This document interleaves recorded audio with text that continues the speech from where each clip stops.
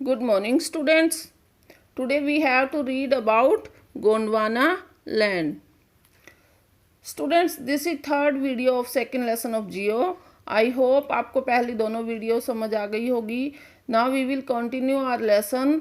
तो स्टूडेंट्स ये कह रहा है कि the oldest land mass means land का सबसे पुराना भाग, सबसे पुराना भूभाग जो था वो था गोंडवाना लैंड. तो ये जो भूमि का गोंडवाना लैंड जो था वो भूमि का एक बड़ा भाग था, और या हम कह सकते हैं कि आज से 20 लाख साल पहले धरती पर एक ही कॉन्टिनेंट था.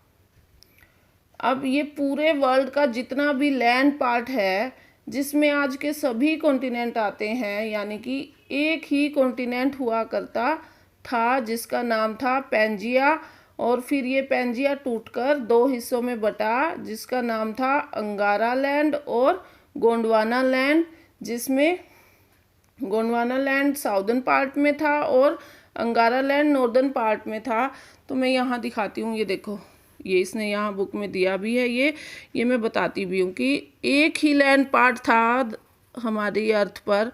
अब प्लेट्स की मूवमेंट्स की वजह से ये क्या हो गया, 2 पार्ट्स में डिवाइड हो गया, अलग अलग हो गया, टूट गया, बीच से टूट कर ये 2 पार्ट्स में हो गया.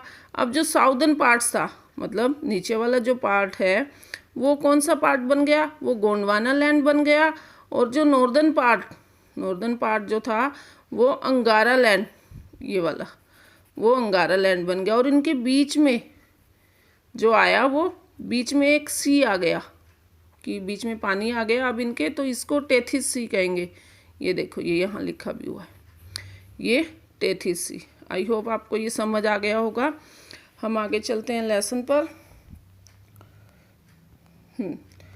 तो अब ये बता रहा है कि इस गोंडवाना लैंड के बारे में जिसमें इंक्लूडेड थे, मतलब गोंडवाना लैंड में कौन कौन से कॉन्टिनेंट इंक्लूड थे, वो थे India, Australia, south Africa, south America and Antarctica. Means ये सभी कॉन्टिनेंट पहले एक ही लैंड मास हुआ करते थे. ये बाद में प्लेट्स की मूवमेंट्स की वजह से आपस में टूट कर इनकी पोजीशन जो है वो अलग अलग बन गई, शेप्स अलग अलग बन गई इनकी. ओके, अब हम बात करते हैं कि इंडो ऑस्ट्रेलियन प्लेट्स की इंडो ऑस्ट्रेलियन प्लेट्स की जो प्लेट्स की मूवमेंट्स की वजह से, इंडो ऑस्ट्रेलियन प्लेट्स की मूवमेंट्स की वजह से गोंडवाना लैंड से सेपरेट होकर, गोंडवाना लैंड से टूटकर नॉर्थ की साइड चली गई.